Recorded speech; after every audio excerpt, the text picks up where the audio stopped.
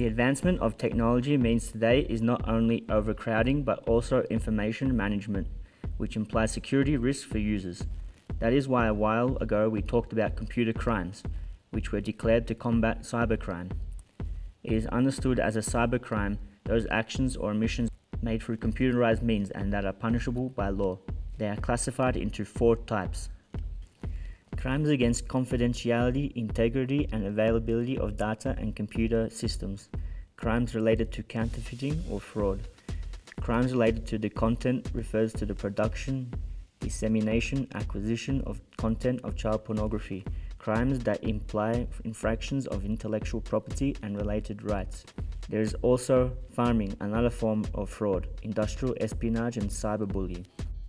The most common computer crimes are the obstruction of web services of official entities and the violation of personal data. Finding people who commit this type of crime turns out to have a high degree of difficulty, but there are more and more precise techniques to identify cybercriminals, which can be classified into 2 types, hackers and crackers.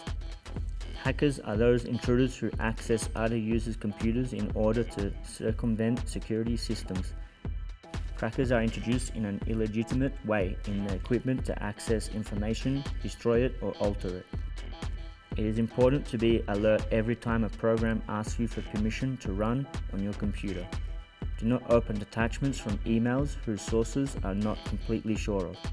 Keep the software updated, including security patches, and install quality antivirus. Change passwords periodically and make them more and more complicated. Log out of all your accounts when you finish using them. Install a quality antivirus. Do not make transactions on public networks and disconnect from the internet when you do not need it.